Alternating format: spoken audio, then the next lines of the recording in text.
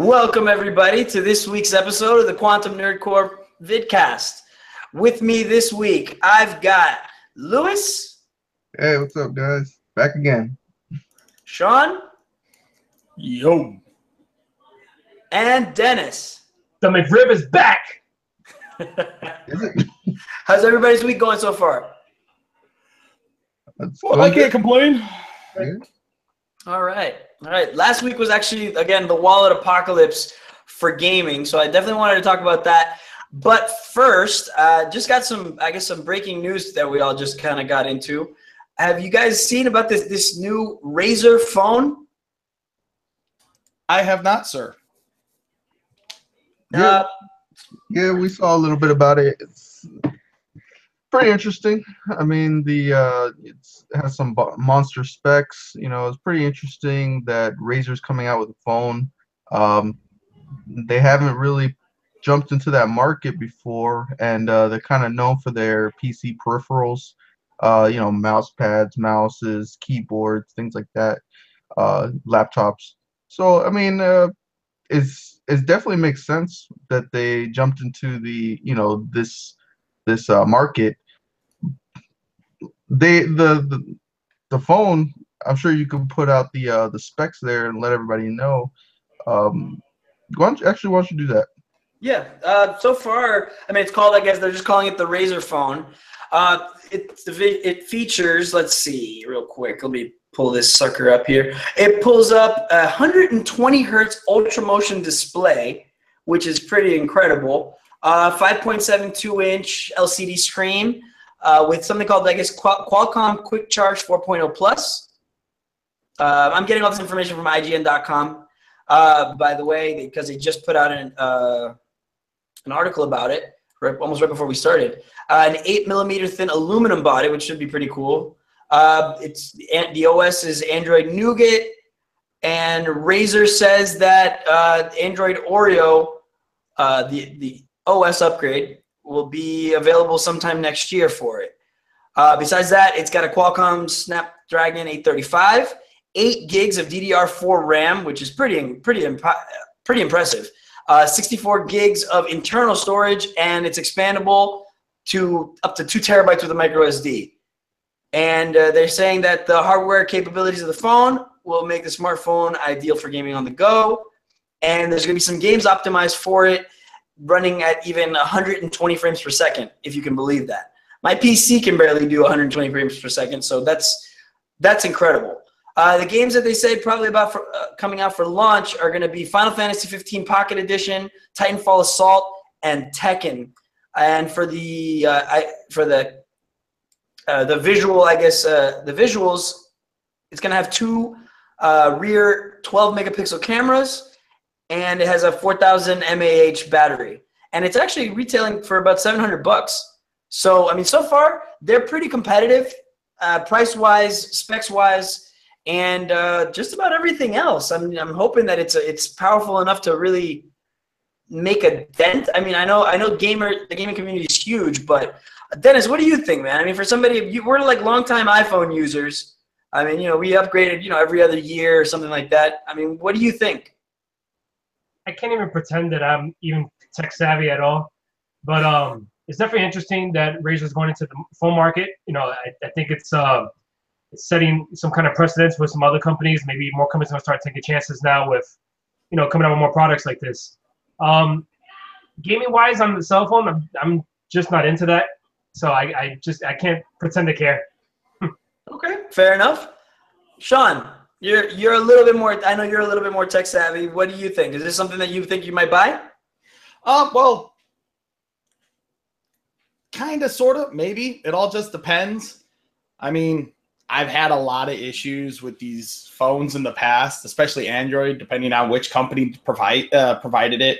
I mean, Samsung, their phones are full of bloatware, and it just makes it a nightmare to try to get a good overlay on it and whatnot. And then you have the LGs. When they do an Android phone, they have a bad tendency that after a year, it just gets stuck in a feedback loop where it just constantly restarts. So, I mean, the stats sound great. It sounds promising. As a gamer,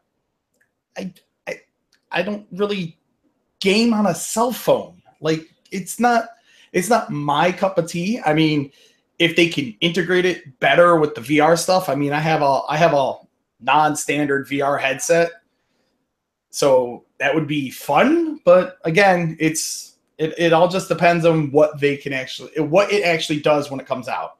It sounds promising, but just like anything else in the tech world, you can write 1,000 things on a piece of paper. Doesn't always mean it's going to be a great product when it comes out. Yeah. Look, I'm happy that they took a chance. I mean, it's powerful. It's powerful enough to truly do something, but it's just that right now the phone market is so saturated. I feel it's just going to get lost in the mire of Samsung, LG, Apple, and pretty much anything else that's already established. I mean, HTC. I mean, you've got even the Bobo phone makers are already in there, and everybody's got a little piece of their market share. So for this thing, I mean, at the price point so far is reasonable compared to you got your iPhone X at $1,000. You've got your Samsung S8. Galaxy S8, the S8 Plus. I mean, everybody's offering, multiple versions of the same thing. And I mean, pretty much that's it. I mean, if you're keeping up with the Joneses, pretty much Apple and Samsung have got it. I mean, it's appealing, but first of all, we don't know what kind of overlay it'll have, if at all. I mean, I'd love it if it was just a pure Android, straight from Google OS. So, I mean, that would be enticing for a lot of techies, but I can't see myself switching on. I mean, besides the fact that it has some games, it doesn't look like it. And there's any games that are specifically, like exclusive to the Razer phone.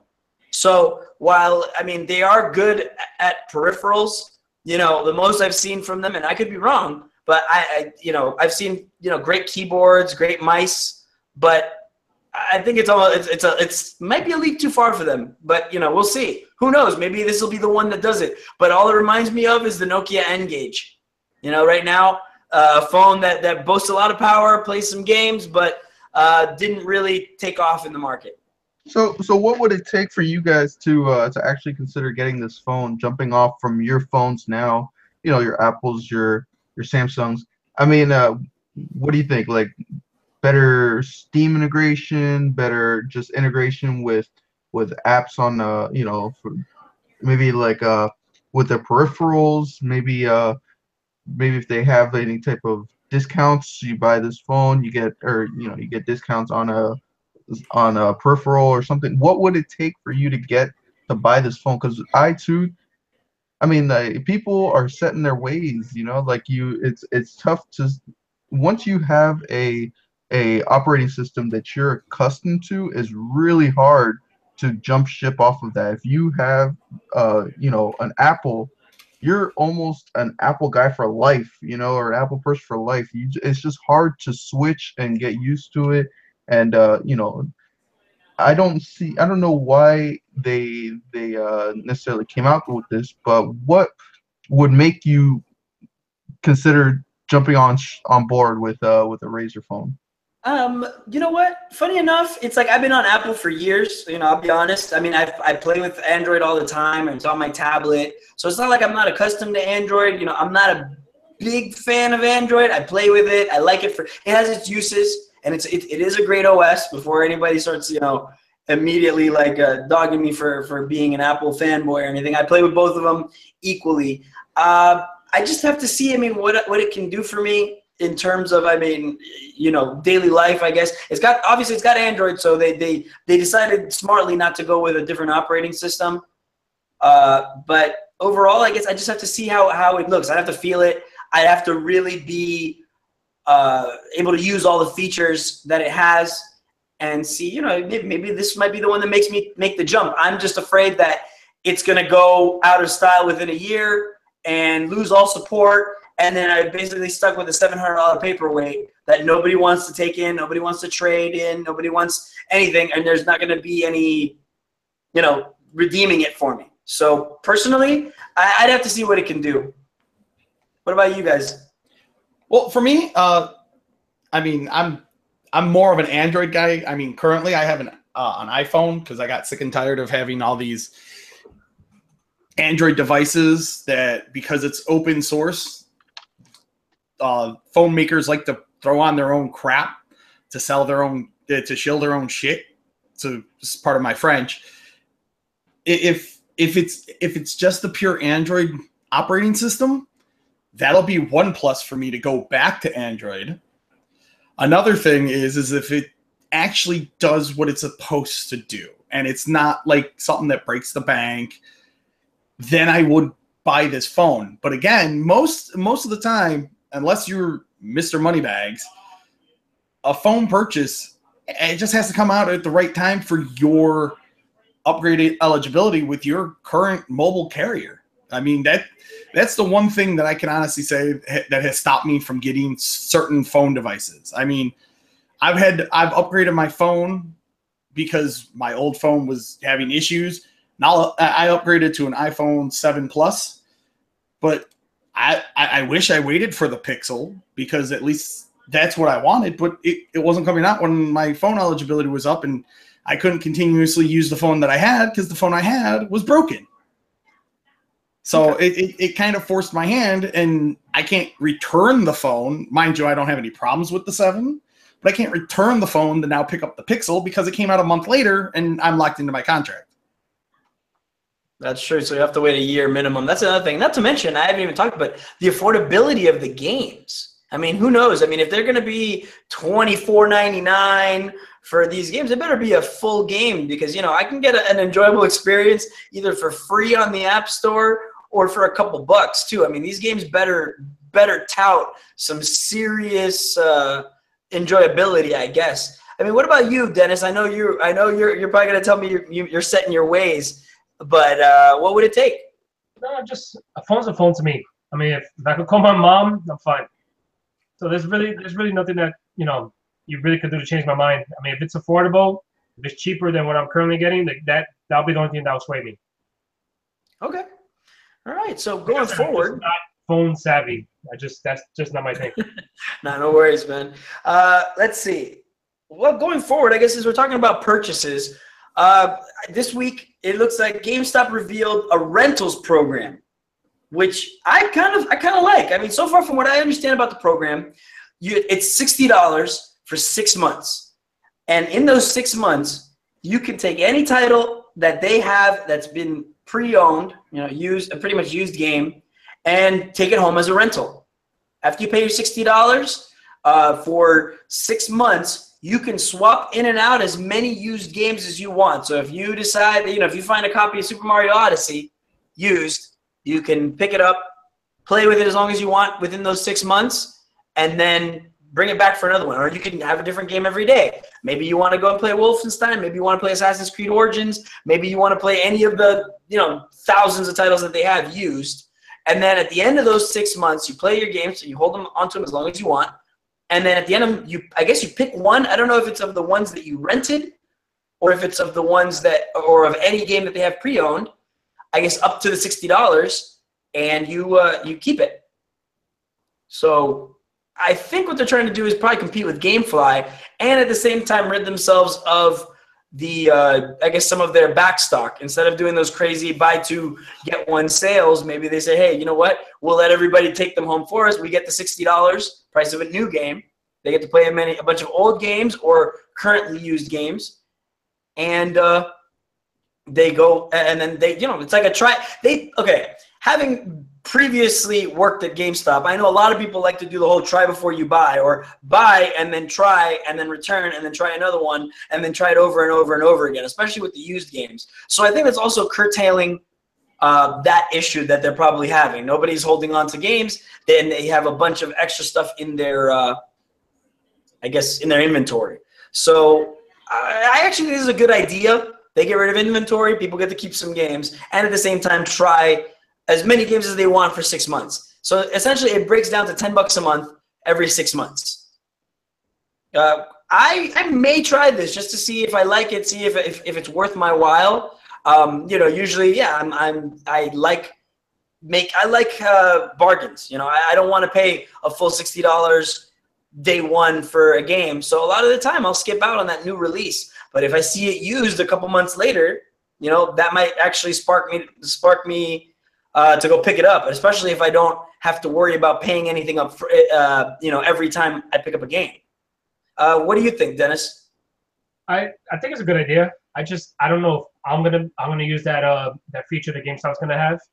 I don't. It doesn't have anything to do with just the offering being bad. I don't see myself going to GameStop often just to try out any used games. My time is very precious right now. So, but I think it's gonna be good. Especially with somebody like a bachelor, just wanted to try out games and bust them out over a short period of time and get new ones. I think it's worth it. But if you're gonna pay $60 to hold on a game for 6 months and then bring it back, I don't see where the value is there. Okay. What about you, Shawn? Well, in all honesty, I mean, that's the to date myself here for most people. That was the one thing I enjoyed about Blockbuster is if a game came out, I could go over there, pick it up, and be like, "Hey, I want to see if this game's good," and play it a little. And if it's a short game, I can beat it. It only cost me maybe $6 to rent, so long as I didn't bring it back late. It's to me, it sounds like a decent way to evolve the company itself as trying to stay relevant. It gives a reason for GameStop to keep its brick and mortar stores at this point, other than the fact that they have to constantly make deals with developers to be like, hey, don't give away that content. You can lock it behind a pre-order bonus for us, because that's starting to get a little shady, especially when their commercials are literally coming out and saying, hey, you can't play this level because it's a pre-order bonus from us, so you have to pre-order from us. It's getting a little annoying. So, I mean, as a company, it might bring back stock to GameStop. It might help them put off some of the costs that some of the profits they might have lost from all these digital goods that people can just get constantly. I don't like the idea that it's only used games, because that means that no matter if a new game comes out, somebody's going to have to sit there, and if they want to try it, they have to wait. But again, for their profit margins, it makes sense. I mean, look at Redbox. When you rent a game from Redbox, you can get a brand new game from Redbox. There's a high probability that when that disc box gets returned, it might just have a photocopy of the game in it and not actually a disc. So okay. It's a hit or miss, but I think for GameStop, it's a good evolution of their business practices. I don't know how often I'll use it, but again, for GameStop as a business, it is a good business practice at this point. All right, Lewis? First off, I'd like to say, yeah, I think it's a great idea. I definitely would be interested in trying it out. I am the category that, Dennis kind of said there, that I still, in school, and $60 for one game is a lot, even though I just paid it for Assassin's Creed.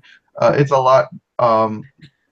So getting that opportunity to rent multiple games, and at the end, being able to keep one, and it could be a relatively new release, within a couple weeks, maybe somebody beating it, and I get to, like, I'm sure you could find something as new as, maybe even Fractured But Whole in the stores right now if you were going out and searching, and I think that would be awesome. But the one thing I was worried about is what kind of backlash will the developers, have with this, because it's not that they can change anything, but if now you're basically saying all of these people can go out and play these games without ever buying them, and it's going to be multiple games. People can go out and literally in that 6 months, you can probably get 20 to 25 games if you're knocking them out, and that's all profits that the developers could be seeing in some way that they aren't. Now they may not see it anyways if people were to buy the pre-owned games or something like that, but there's always sales going on, there's always something going on that these developers could try to, or the publishers could try to make some money off of these games, and they're kind of just putting that in the bucket you know, by with this rental program. So I kind of have to disagree with that. I mean, they're only using used games, so Right. technically they're not eating into any profits that could possibly be gotten, Now, because if you- unless a new game gets put into the used bucket within a day, there's no way in heck. Most games are profitable within its first like 3 weeks. That's its most profitable spot. So unless this game goes from new to used within like 2 to 3 days, it's not really going to cut into any of the budget of the developer. The profit margin shouldn't cut into the developer's profit. where it'll cut in is sales, and that's the big thing. If you look on PSN, you know, when they do it, their monthly numbers, a lot of times you'll see some of the highest ranking are games that were on sale that month. You know, like it'll be Overwatch will be on sale for the month, and that'll be top 10 MPDs.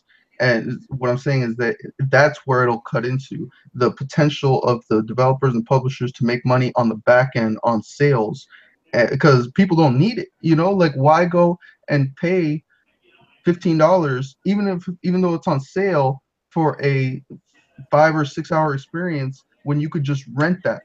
You know, like there's no reason for somebody to go in and even pay attention to sales for games that have a you know, a physical release. You know, like let's say you wanted to play The Last Guardian or something, and that game now I'm sure you could find it in the stores. Now that's a first party game. How will Sony feel that their sales, what could have been from a sale, like some type of flash sale, the game was on sale for maybe $10, but it's not bought at all because people can actually go to GameStop and just rent the game and play it within a short amount of time, you know, because it's only maybe an 8 to 10 hour experience, and then they could just return it. And then, you know, like how will PlayStation feel about that? You know, well, to answer both sides, I see both sides of that, and the reality is that for a long time, GameStop has been trying to cut a profit from their used titles, because think about it. I mean, once they give you $20 for your game, let's say, I mean, that's being nice, but they'll give you $20 for your game after you've already paid $60 for it. So the initial, you know, Sony or whoever and the developer, they all split that $60 however which ways, including marketing, retail, etc. Then they're gonna go. They get those initial $60. You get $20 back. Now GameStop has that, and they're gonna keep making money off of that regardless. And that's a lot of developers have had a problem with that in the past. They would rather sell. Sometimes they've even tried to cut out the middleman entirely by making it a completely digital sale. For instance, I mean, nowadays the trend is starting to be, especially if you don't get a disc release unless the game is already done incredibly, incredibly well. So you've got, for instance, games like Hellblade: Senua's Sacrifice. That game was a purely digital title, and it came out at a reasonable price for its AAA title. And just now, I think recently, I think was announced where pretty soon they're going to have a physical disc release. So now they're trying to make more money, you know, off of it. Whoever wants to not, I guess, you know, partake in downloading it for whatever reason. And you know, once that game comes out there in a physical format, digital sales may entirely stop, because like that's a great example of an 8-hour experience that while the developer won't profit, it'll only profit the one time. GameStop can profit over and over again if it's not something somebody wants to keep. So they've been looking for a way to stay relevant, because pretty soon, you know, a lot of these, even the hardware manufacturers have thought about just going totally digital with their systems. So I mean, I see both sides, but once that game gets sold once, I mean, for instance, I can tell you, I'm a big fighting game fanatic. So I went looking for Tekken 7, but I wasn't going to pay $60 for it. I'm more of a side-scrolling fighter enthusiast than the 3D fighter type, and I'd rather play, you know, Soul Calibur if I could help it before, you know, to pay the $60. I didn't want to pay the $60 for Tekken, especially since I'm not that great at it, but I still wanted to try it. So given that deal, I would have seen Tekken 7, even though I got it at a ridiculously low price. I would have just paid my $60, played Tekken 7 till my heart's content, thought about whether or not I wanted to actually continue playing it anymore, which I traded it in afterwards because I just, it wasn't my bag, even though it's a great game. And I ended up trading it in. So let's say later on, if I was partaking in that deal, but I wanted to keep it afterwards, or I wanted to keep it in general, I paid the $60. GameStop gets that money, not the developers. I mean, so I'm wondering if in response to that, though, if a lot of developers are going to start doing more piecemeal tactics and DLC, so kind of like Destiny, where you could go to at one point to GameStop and get a really cheap used version of Destiny, but you still needed to buy every expansion that came after. So I'm wondering if this is going to force kind of retailers to retaliate in that way, and then in the end, the consumer loses because now you're paying double and triple the price of already expensive games. So that's where I can see both sides. I'd hope that they would still make complete single-player experiences that people wanted to keep. I mean, but now that they say, hey, look, our initial sales were really low, especially since everybody's just renting the game at GameStop. So any thoughts on that? Yeah, no. So what I want to preface is that when there's a new game coming out, so let's take Assassin's Creed for instance. So right now it's a $59.99 game at GameStop, brand new. When you trade that in, they'll give you what, like right now, bar like $25, $30 for it, and they're gonna charge, and they're gonna label that game as $54.99, and on the secondary market, basically for used games. That $54.99, they pocket 100% of the profit for that. The developer doesn't get anything. So what's the change?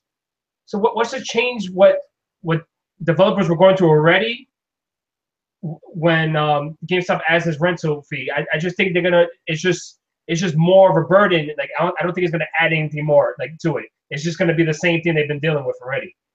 So I just feel that EA tried. They try to circumvent the secondary market by adding that, what is that, EA Live $10 yes $10 charge to play online.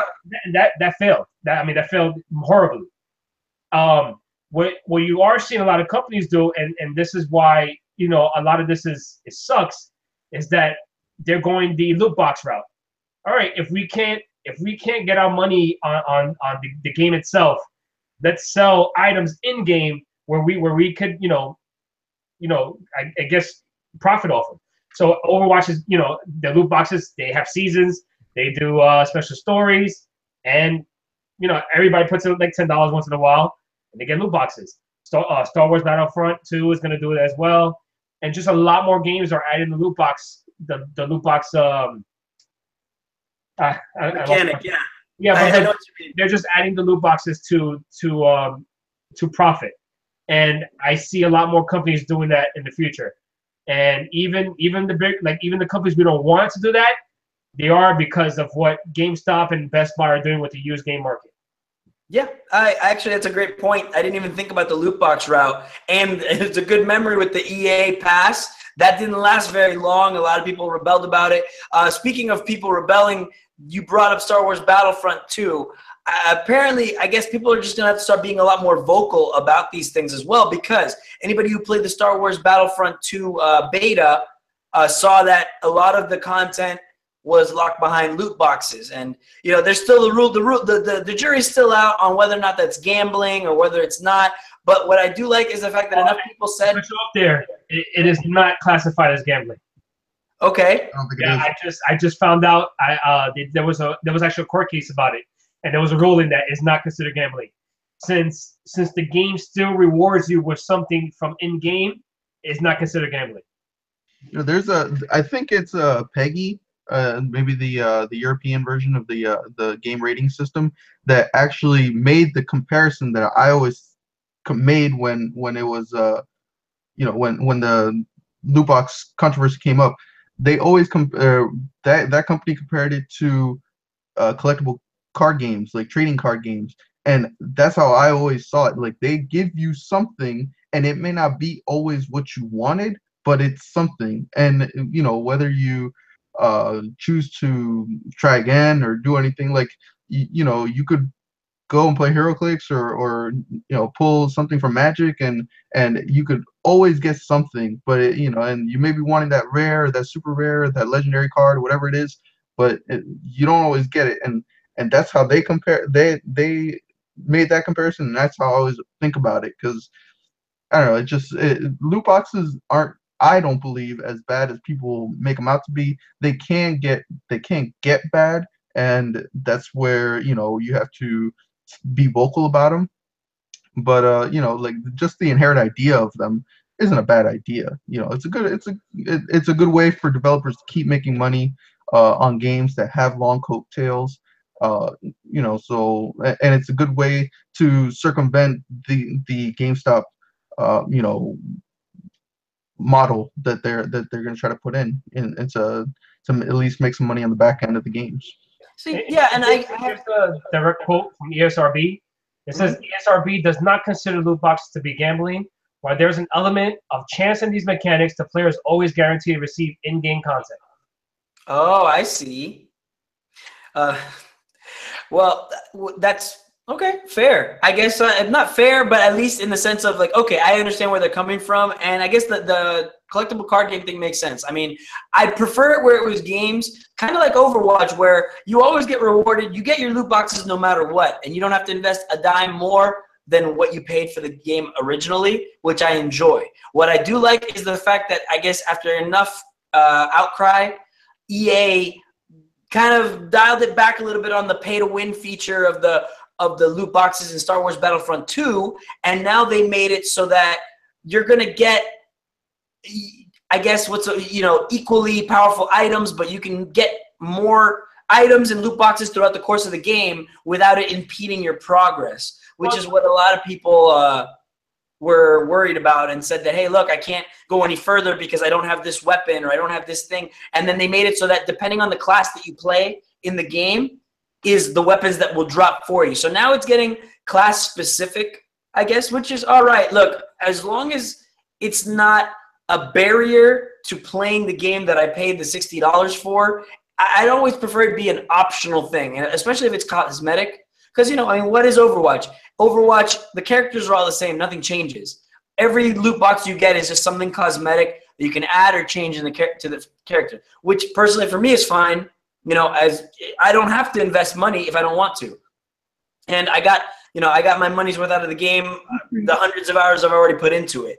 So that being said, you know, I'm glad that at least they listened to their fan base because of them going forward. And I have also noticed that although people have been complaining about loot boxes, I gotta say that it's not as bad as people are saying. For instance, I mean, I have a coworker who talked about Forza 7. Forza 7 was one of the ones that kind of started this thing where people said, wow, loot boxes for a game that before I would get a bunch of in-game prizes or money that would, you know, help me get my car parts. And then he said, look, it's really not as predatory as people made it out to be. It doesn't impede my gameplay. I still unlock tons of stages and I do tons of stuff in the game, and I haven't really felt its presence. Now, mind you, I haven't played Shadow of War, which is another one that people had a lot of outcry about. But they said that with that one, the way to win is more loot boxes, simply because of the fact that you have to get the better or higher level orcs for more of the end game content. You know, I just kind of wish everybody would focus on the content of their games, kind of like Nintendo does. And if they do put out an expansion, it's $20, and you get a ton of content, extra modes and stuff that just weren't in the initial package, but you don't need to enjoy the initial experience of the game. You know, that's my stance on it personally. But I mean, speaking of, I guess going forward, Dennis, I know I definitely want your take on this next subject. Super Mario Odyssey. Tell me about it, dude. I'm hype about it. I only just started. I know you put in time in this. I gotta get your take on it, because you're either gonna be brutal about it or you're gonna at least give it a fair shake. What do you got, man? I think I'm about like 15 hours in. I did my fair share exploring. I'm on I fought Bowser for the first time. Oh, spoilers. I think everybody knows you kind of fight Bowser in the game. I think we'll be all right. What? Wait, Bowser's in the game? He's in What are the you talking about? Kidnaps a Oh princess. my god! The opening cutscene of the game is a facade. There is no Bowser. That's like being shocked that Ganon is in Legend of Zelda. You shut your mouth. The game literally took me back to Mario 64, and that's like my favorite game of all time. And I'm having a blast. The worlds are innovative. I thought the hat was gonna be like really gimmicky, but it's actually really useful and fun. The colors are great. The control scheme is fantastic. I'm having a blast with the game, and right now it's my game of the year. No kidding, that hardcore. Wow, game of the year, straight up. The game of the year. Oh Yeah, man. without a doubt. I mean, I haven't had this much fun with a game this year so far. Okay, now let me ask you something. People online are talking about the motion controls. Like, do you now? What? First of all, how are you playing the game? Are you playing it with the Joy-Cons? Or are you playing with the Pro? With a Pro controller. All right, that's what grown-ups use. I barely use the motion controller. I mean, there's some things that you literally have to shake the remote for, but I played it with the Pro controller, and it's been a great experience. Accuracy? How's that going? No problems with the accuracy. I would say that my biggest problem is with the camera, and once I just changed the sensitivity to high, I didn't have an issue for the rest of the game. Okay, all right. See, I didn't even know that you could change the sensitivity to the camera. That's also the next thing I was just about to ask you. Funny enough, people have mentioned the camera. Yeah, I'm only like an hour in, not very far, so I didn't think I could give my take. First of all, mind you, like I said, I've said it a million times, I was a staunch anti-Nintendo advocate simply because of the fact that I wanted them to come out with more third-party stuff and less gimmicks, and as well as the fact that, for a while, I thought they were just simply relying on resting on their laurels. Oh, look, we're going to shell out a Mario, a Zelda, a Metroid, a Kirby or two, and then there's your console generation. But with the Switch, I've kind of recanted that because these games are, so far, with Zelda and any of the first-party releases that they've had, have just been fantastic experiences for me, gameplay-wise. And funny enough, look, I'm a mature gamer. I like mature games. I like older mentality games, but you know what? Sometimes you just got to play Mario, and you get all that nonetheless. I mean, you're not going to get, obviously, an insanely deep, twisting story that you're going to go and get amazing reveals, but what you are going to have is fun. And at least for my first hour, you know what? I'm having fun throwing a hat around it's like an old plumber, doing backflips off of Goombas. Shawn, I know you're playing it as well. What do you think, man? Well, just like Dennis was saying, it's a very fun, very smooth game. Again, just like every other third-person platformer, the camera can be an issue. It gets stuck behind its own wall sometimes. Sometimes it pushes in when you're not expecting it to. However, there are some interesting things that the camera does on its own that helps you out. Like I've noticed that when you have to do like a 3D puzzle, but there's no roof to the 3D puzzle, the camera will slowly auto adjust itself so that it's giving you a top-down view. If you're doing a sideways puzzle, not a 2D puzzle, a normal 3D side view puzzle, the camera will smartly sweep so it's not directly behind you. It'll smartly go to the left, and if there's an invisible wall there, the invisible wall is visible when you're not in the area, but when you're in the area, the wall will turn invisible so you can see, and it becomes a 3D side scroller at that point. The camera is smart in some places, and in certain areas of levels, it can get a little like, I want you to go this way. I want you to go this way. Stop fighting me. But it does have a smart aspect to it that a lot of 3D games never had in the past, where in Mario 64, the camera was behind you, and if you happened to get a wall between it and you, it would freak out. In this one, it tries to avoid the walls, and it tries, and sometimes it gets a little iffy, but when you're running around in the open world is when it kind of fights you. But when you're in like its bonus stages and stuff, the camera actually helps you out a lot. I mean, it's very useful. It's good and it's bad. It has its ups and it has its downs. It fights you when you're in the open areas of the world, where it's not its own little instanced level, and the camera doesn't fight you in those instance levels as much as it does in the open world, because you're trying to see this way and that way. And sometimes the way the camera works is, I've noticed that in every bonus level, and what I mean by bonus level is you're not in the main area. Like you weren't sitting still in the Cascading Kingdom, which is the first kingdom you go to after the Cappy Kingdom. If you're not on the normal land and you go through like a hat door, or if you go through a pipe, most bonus levels have a hidden moon.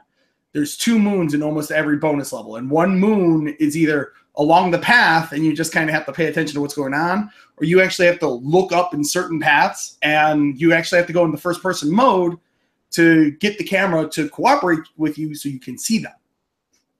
Okay. And it's interesting how the camera works. And now the rest of the game is just wonderful. I mean, the motion controls, I've played in handheld mode. I've played with the Pro controller. I've played with the Joy-Cons in their I forget what the hell they call the Joy-Con controller stand thing. I played with that, and then I played with them separated. All of them are unique. When I say unique, I mean all of them work the way you would imagine them to work. The only problem is that for certain possessions, like certain creatures that you possess in the game, you have to use you have to use a waggle. You have to waggle something. How's your waggle? My waggle is strong. My best example is in the game, you can do, as Mario, you can spin the hat in the circle around you. You can spin the hat up. You can throw it down. You can throw it straight in front of you, and you can do a homing attack, which is, if you're really bad at throwing the hat, you can waggle again, and it'll auto kind of target something in the general area. You can do all of those without waggling. Okay. They're a little more complicated to do them. So if you're using the motion control and you want to throw the hat in a circle, you just take both controllers and go like this, whoop, and you spin the hat, and the hat spins around you. If you want to do it without that, you literally have to get yourself spinning first and then throw the hat. So have you messed with the sensitivity at all in the game to get your camera, I guess, work a little better for you? I think I just adjusted it to normal because it defaults at low. I just adjusted it to normal. I haven't really played a lot with it at normal. Yeah, try that high, and you'll be. I think you'll be happy. Okay, I'll try it at high. I haven't tried it yet, but it reacts a lot faster. Okay, good. Because I've had it at points where I'm like, I want to look up. I want to look up. Stop going back. Go. All right. Listen to me, camera.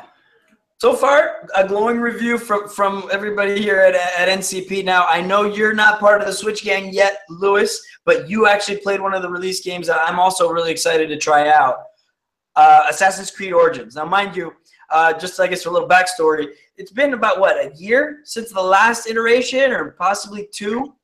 Yeah, 2 years. 2 years. Okay. They took they went ahead and did Syndicate, took the year off. Released the Ezio collection, things like that, as the kind of filler in between, and then they released just on Friday the Assassin's Creed Origins. And I've only played. I bought it on PC using Uplay, but I'm playing with a PS4 controller, and I bought it there because I wanted it to be as nice as I could because, I have this PC, don't really play too much. I'm stuck on Overwatch a lot. And I wanted to play, as good as I can, as nice as I can. And, man, that game is pretty. I don't know. That game is so far, just the visuals alone have really gotten me. The game is totally different than than past iterations of Assassin's Creed. I'm only about an hour and a half in, and right off the bat, first thing that you could tell there's a difference is there's a difficulty. If you played Assassin's Creed in the past, you know that there's no difficulty setting. There's one difficulty, and that's it. It's just how the game is. But you could actually play it on easy, you can play it on normal, and then you can play it on hard.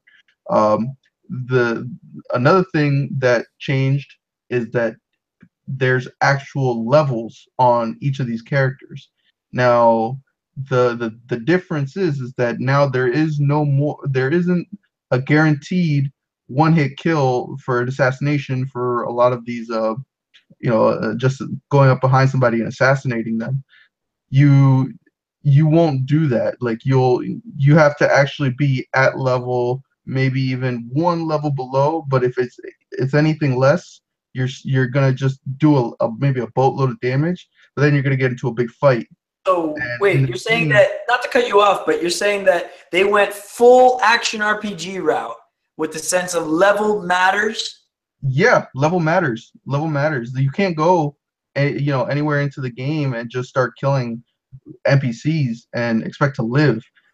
You don't want to get into fights with even 3 people. You don't do a whole lot of damage, like to people that are much higher level than you. It's a much different system. Like in the past, you would kind of just, from the first Assassin's Creed, you would just kind of wait for someone to attack you, then parry them, and then kill. Then they kind of changed the mechanics of where you'll just attack, and then as soon as you see somebody attacking you, block or parry, and then attack, and just kind of make that whole system go round and round. But now you attack, and you'll attack, but there'll be someone who comes from the side, and if you don't dodge, you're gonna get hit once, then you'll get hit again, then you'll get hit again, and it's gonna be a problem. There's much more emphasis on blocking. You don't at least so far where I am, you don't really parry. You kind of block, you dodge, like roll out of the way, and then you go into your string of attacking. There's guard breaks. You learn that right at the beginning of the game. Break somebody's shield or something like that. Something that they changed is headshots don't mean anything. You can shoot somebody in the head, and it'll take an inch of their life, and you still got a ton of damage that you have to do to them. So I mean, the combat is definitely different, and it's gonna make for an interesting game. I'm excited about it because I've played every mainline Assassin's Creed game. I think there's been 8 or so of them. Okay. So I've played them all. So I mean, so when you talk about headshots, I guess, is it the reason that you didn't do the damage was because you were lower level, or was it because that's something I don't like? I mean, so far you had me with the system is intriguing because I'm a big Assassin's Creed fan. I'm pretty sure Dennis is as well. I don't know if Shawn has played as many of the Assassin's Creed games, or that's really his thing. But you sold me up until you said that kind of headshots weren't the thing. I can get the leveling. I mean, that's kind of neat. Kind of keeps you. Now, does it kind of keep you in zones? You know what I mean? Are there different higher level, lower level zones, things like that? So like maybe it revolves around like the type of bow I was using. Maybe it was a weak bow, but the distance matters. On whether if you can hit that headshot, even if you're the closer you are, the more damage it's gonna do. If you're far away and you hit the headshot, it's just gonna do less damage. Maybe you won't get seen. Maybe that's a benefit to it, but it doesn't matter. Like if headshot or not, you won't do more damage if you unless you're up close, or you have a good bow, I guess. Like I was checking out that because I had a position where I was on the floor and I had killed a few people. There was just like a general left, but there was a scout, like a sniper on a a level, like a higher level, and I just wanted to get the headshot, kill him, and then I could, sneak around and kill the general. I pulled out my bow, I looked up, I got the headshot, and I would have done a eighth of his health. I was like, oh my god, no way. So I was gonna go up there and kill him the old-fashioned way, but luckily he came down. I didn't have to deal with that. But yeah, I mean, the reason you're doing so low damage is because Origins, Assassin's Creed Origins introduced a loot system. So there's actually rarities to your gear now. Yeah, there is rarities. Common gear. There's rare. I'm sure they're called differently in the game because I haven't played it yet. But I know there's like super rare gear and stuff. So I'm assuming the higher the gear, the more likely you're gonna get that headshot in the future. It's just right now like you're playing with rocks instead of using an actual gun. I mean, it could be that's what I'm saying. It could be that maybe my bow wasn't a high enough level, but maybe I compared to the person I was shooting at wasn't a high enough level. But just I know I was level 3 and I was shooting at a level 1, and I had the very little damage. Maybe it was because of the bow or not, but they went really deep on this loot system, RPG, action game. It's really interesting. I'm really excited to play more of it because it definitely has opened up. This game has opened up into something completely different from the series and what it's there's still some you still got vantage points and leaps of faith and everything, but it's a totally different combat system, and I'm really excited to get more into it. All right. That sounds good. I'm actually a lot more interested in it now that you said that, because they really didn't mention. I mean, from what I read about it, I'm a big fan of the Assassin's Creed series, but with this iteration, I was a little afraid that it might get a little stale. Obviously, it looks like you're gonna have to put a lot more time into it. A lot of people are noticing little nuances and subtle details, and it's kind of pulling me back into that world. I've played quite a few of them as well, and I was looking forward to something, a new experience. I mean, now without saying too much, before we change to the next subject, are you just in that world with that character Bayek, or are you in the Animus still? No Animus so far. No Animus. An hour and a half to 2 hours in, no Animus has been mentioned.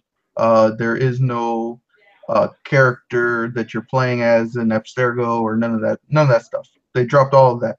Wow, that's a pretty big departure. I don't even have a hidden blade yet. So when I go up behind somebody, I knock them out.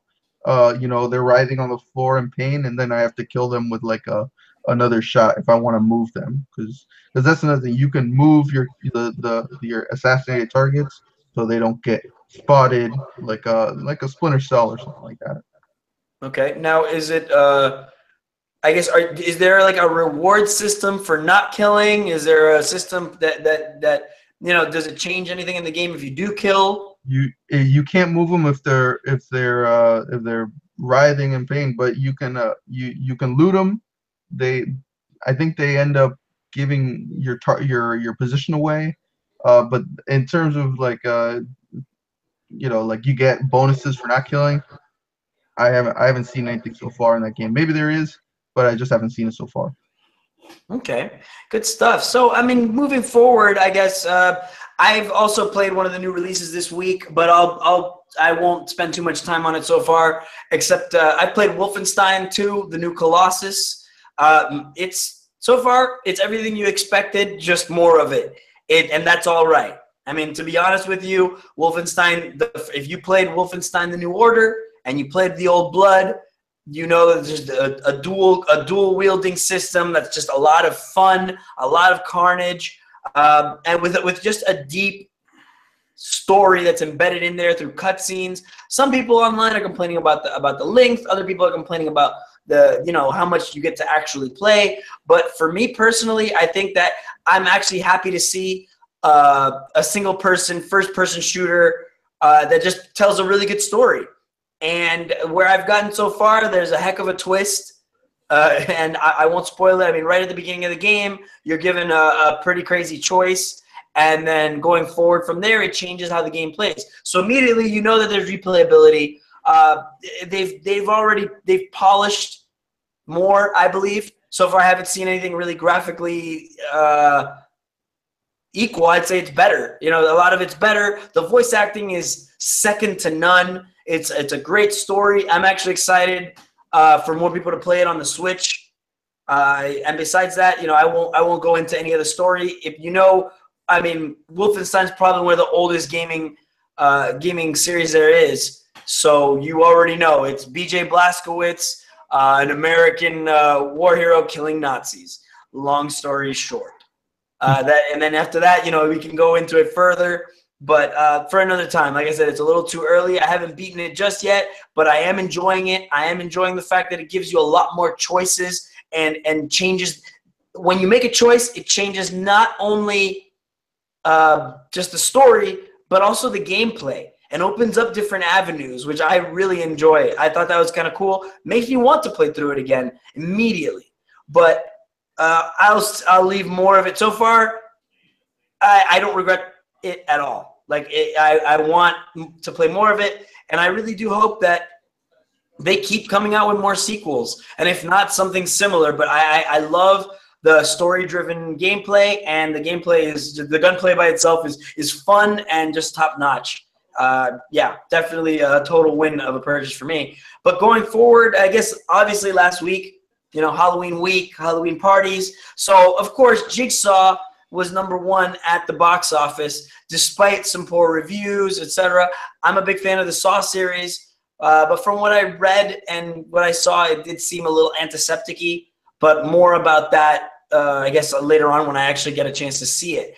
The big news for me last week was that finally they're going forward with the DC Cinematic Universe, and what we found is our new Shazam.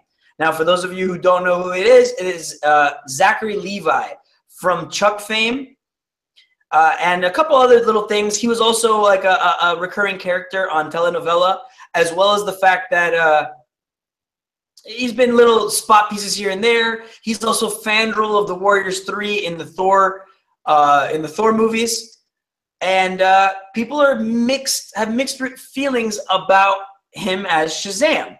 Or you know, if you want to call him by his original name, Captain Marvel, that sparked a whole other controversy as well. But first things first, I kind of want to go. My Shazam / Captain Marvel expert is actually Dennis, so that's why I'm super happy to have him this week, because this is a topic that I want his interpretation on, and as much as he's willing to give. What do you think about Zachary Levi as Shazam? Not a fan of Zachary Levi at all. I am. Oh, I hear it. Echo. Hello. Yep. You're good.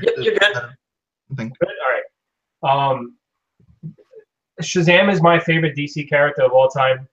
I have so much love for the character. I love Shazam since I was a little boy. When I found out that there's a kid that could turn into this grown superhero, and that's always been something that's been part of my life. And I just not a fan of Zachary Levi. I don't see it. He may surprise me, so I'm gonna give him the benefit of the doubt.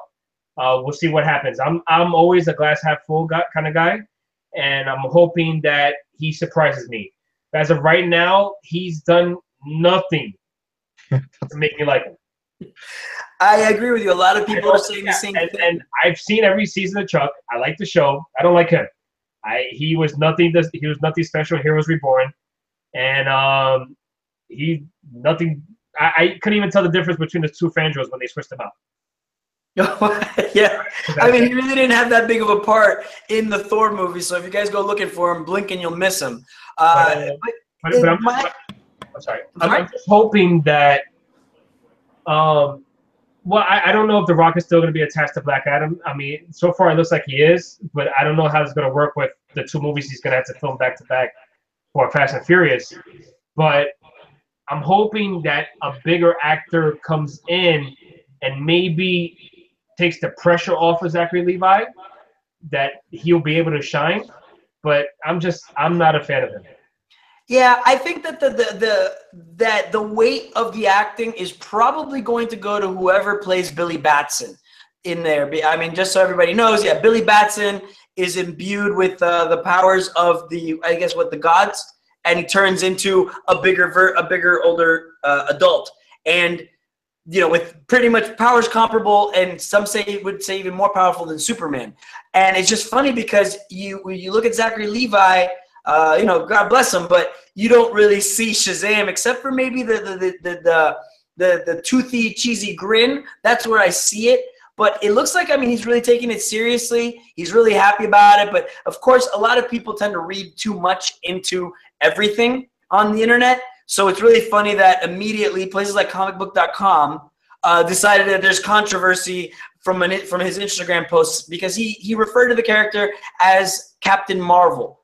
Not only did he refer to him, but he was the original Captain Marvel. Did say the original Captain Marvel. Yes, but it's true. That's why I don't really see any controversy because he is the original Captain Marvel. He was around, Shazam, Captain Marvel was around before there was Captain Marvel or Carol Danvers in the Marvel Universe. But that's a debate, I guess, not even a debate, it's a fact. But it's just something we can argue about at another time. But I didn't see anything wrong with him actually spouting history, even though people love to manufacture controversy. So I'm not a big fan of that. I thought that was clickbait. All you got to do is do a little research, and you'll see it. You'd see it yourself. I'm cautiously optimistic, but still skeptical. Zachary Levi, this could be his big breakout role. He could be amazing. You can obviously tell that from what he's said already, he's bulking up for the role, which I'm okay with. I want to see him be as big as possible without looking cartoonish. But, to fill that role, I'd love to see a Black Adam Rock cameo as a counterpart. I know he's still got his own movie. He spouted out, I think it was possibly yesterday or today, a big old thank you to Stan Lee, which I found great. And he did mention that he was his Black Adam still. So I'm hoping that scheduling conflicts do not stop him from being Black Adam, because that seems like a perfect role for him. I just want to know who Billy Batson is and how Zachary Levi is going to handle being, the big red cheese. So to go back to The Rock, do you really think The Rock could play an Egyptian god? Like, I still don't see it. Yeah, I do. You know what? He was the Scorpion King. Yeah, you don't remember the Scorpion King? Like, come on, he was an Egyptian god. That's my point, and I thank you for that. Oh man, that's exactly what I was like. Oh, wait a minute. Now he's an Egyptian god. It just came to me too. Yes, he did play the Scorpion King. I think The Rock's leveled up a little bit, but I'm hoping that he brings the. I'm hoping that he brings the level of God. What's the word I'm looking for? Gravity or level of whatever acting chops you need to play Black Adam. That's a very multifaceted character. Bravado. You're thinking the word you're looking for was bravado. Bravado? Bravado, not bravado. Bravado. Oh, what's that? It's kind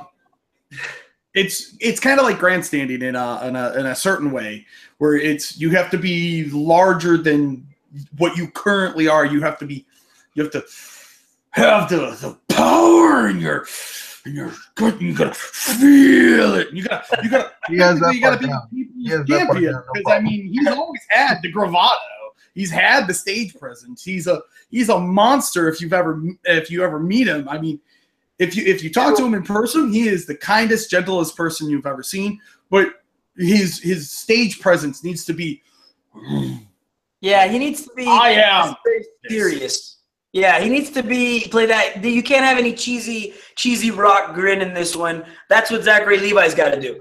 I'd like to see The Rock really take it seriously, because he's Black Adam in general is I guess not even an evil, but more like a counterpart. Again, Dennis, correct me if I'm wrong, but he's an older, I guess the older version, the original person that had the powers of the Egyptian gods when he said Shazam. But eventually he turned not evil, but a little bit more cynical. Shazam is like, Shazam. Black Adam is kind of like Magneto in a way that he's always protecting his people. And sometimes what he does is not, necessarily the right way to go about things. but he's always doing it in the interest of his people, and you know, and going forward and the way he does things, you know, somebody has to stop him. That's why the Shazam conflict comes to play a lot.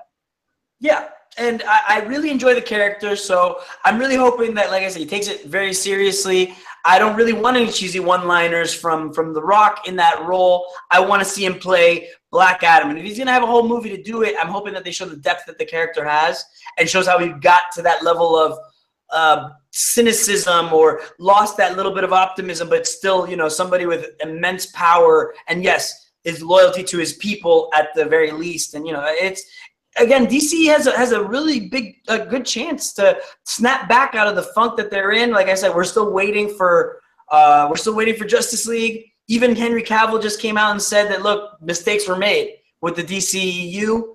But I think that I really hope that they take the time to right the ship, you know, and there's still time. But another big box office bomb will not do them any favors. So I'm really hoping that they baby this and they make sure it's just right. So here, you know, I'm hoping for another Wonder Woman, and from the Shazam series, because that would be that'd be everything everybody would want. I want to see. I still like seeing comic book movies. I want to keep seeing, but I want to see good ones. I don't want them just thrown together for a quick buck. I want to see, you know, the passion and people who really love the characters want to play them and play them well. Any thoughts? I guess I know Lewis and Shawn, your comic books. Oh wait, Dennis, what do you got? No. If you're gonna stay on Shazam, then stay on that. But I want to talk about something else after you're done. Sure, absolutely. What do you guys think, real quick? What do you think, Shazam? Flip, you know, is it gonna flop, or you think that there's potential here? Well, I guess I'll go first. I didn't hear you, Lewis. I'm sorry. Because I have the shortest amount of knowledge about any DC character. I mean, the only thing I know about Shazam is he says Shazam, and he turns into a character that looks like Superman, which apparently DC just has 1,000 of. Of what I've seen of Zachary Levi in his current shape, I would say no. But if he can build himself up to look at least the size of what our current Superman looks like, I'm all for it. I mean, if he can act the part, he can act the part. But, I mean, my limited knowledge of Shazam doesn't change any thought I have about it. As long as he's good. And, again, The Rock playing an Egyptian god, he's already done it once. Mind you, when he had his solo film in the matter, they just cut the plot right out. So, okay. It sounds like a great idea. I mean, I know Zachary Levi is a big comic nut. He's a big nerd. So I hope he can bring good love to it and be like, look, I know what the character would normally be like, so can I kind of help writing him? But again, we'll have to see. I mean, my money's still on the fact that I don't think DC's going to last past Justice League in the movie universe. What about you, Lewis? In terms of the potential for Shazam and Captain Marvel, the movie, there is some potential, but it almost all rests on Justice League and how that performs. If people don't go and see it, they're gonna just be, you know, swayed away from the DCEU, especially with the announcement of Marvel's big movie coming out in May. You know, along with they got Thor Ragnarok coming out soon, and there's a lot of hype built up for that already.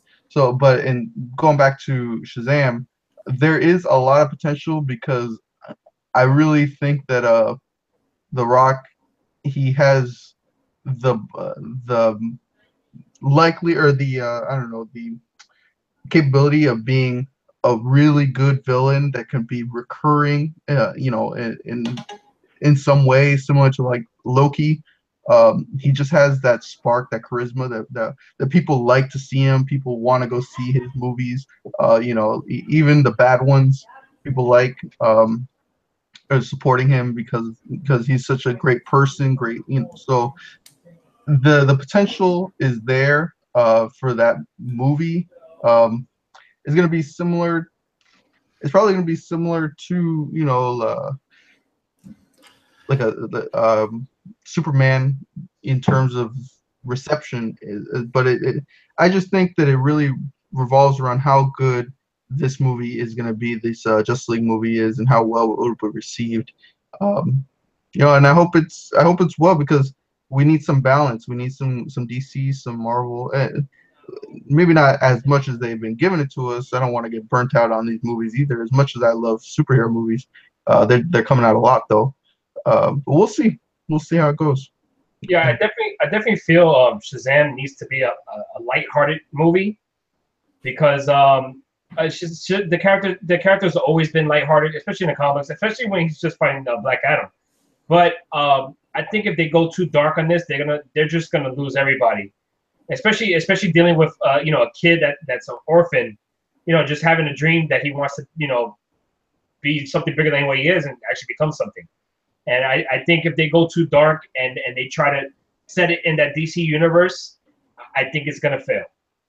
But if they keep it lighthearted and Zachary Levi, you know, shows up some good comedy, and The Rock is there, you know, just surprising me, then I think they're gonna have something successful like Wonder Woman. Okay. So Dennis, what were you saying before we kept going with Shazam? I don't know if you heard. So obviously Ron Howard took over the Han Solo movie, but apparently he reshot 90% of the movie. What? So they almost doubled the budget for the Han Solo movie. Oh wow! Oh, that's not good.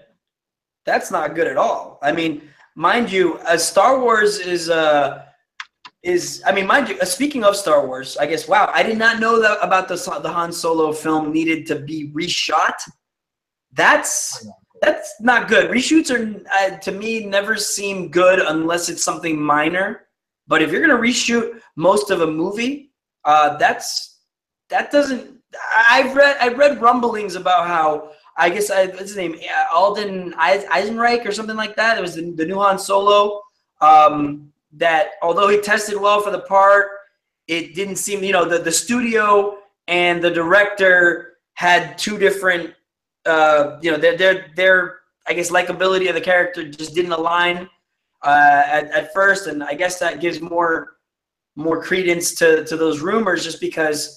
Wow, yeah, I mean, Star Wars movies are pretty much the big budget movie of the year. I mean, that's the December movie every year. So for it to be reshot, I mean, the studio can't be happy about it. Now take it with a grain of salt, but this is from Cinema Blend. They say that they've been informed that the reshoots ended up covering nearly all of Han Solo and potentially up to twice the budget. We're hearing that Ron Howard reshot potentially 80% or more of the movie. Wow. For the Han Solo movie? Yeah.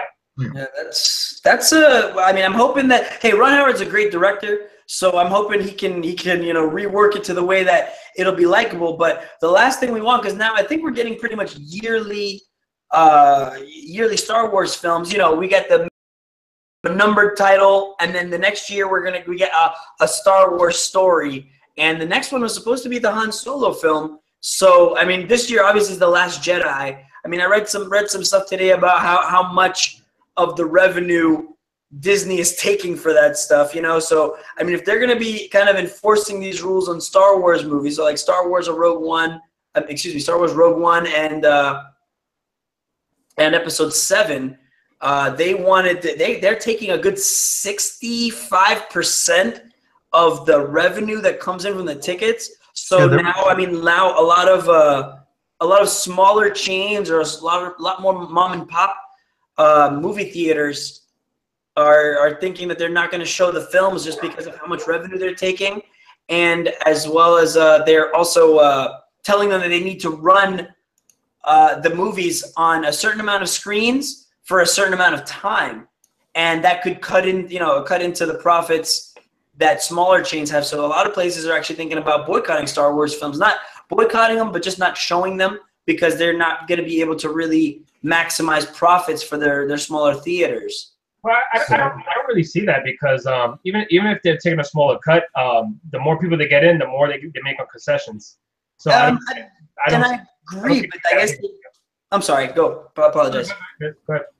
But no, I agree with you in that yeah, hopefully they'll get more butts and seats. But if they want them to put those movies on there for a month or a month and a half, I mean, they're giving up screens to go and pay. That could be for other movies that might bring in more revenue as the Star Wars hype dies down. Because I know Star Wars comes out in December, but I mean, a month afterwards, pretty much everybody's already seen it, spoiled it, watched it twice, and then on to the next big thing, So I'm just hoping that, Disney isn't getting a little too cash grabby with how they're distributing Star Wars, and at the same time, trying to recoup losses, which is why I brought that up, because I'm hoping that they're not trying to enforce that to recoup losses on the, filming of some of these movies, So I'm hoping that, that the reshoots did it justice and that we're get a solid Han Solo film. I haven't heard much about it yet,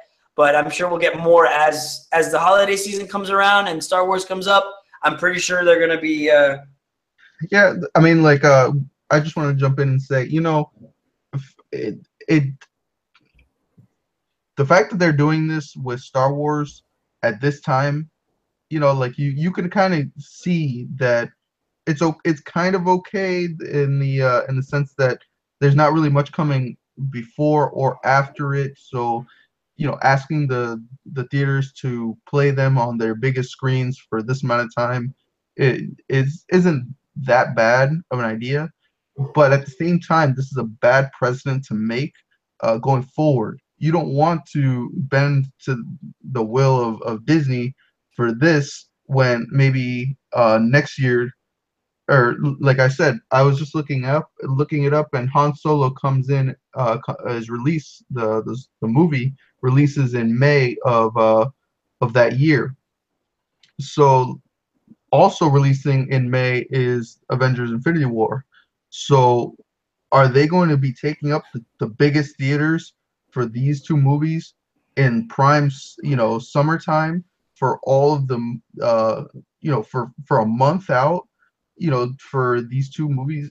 It just seems like a bad precedent to make going forward. And I can see why these smaller movie theaters may not be totally down for this. I don't know what may be coming out in May, late May, in 2018, but that's prime time for most movie companies. Summer is always big, so that's shocking. Actually, I didn't know it was coming out in May. I mean, why would they compete against their own brands? Their own. I would let Marvel have their little share of the summer and then come out in December. I actually thought it was a holiday release for that, and not to mention Black Panther's in February, so they're really saturating the market.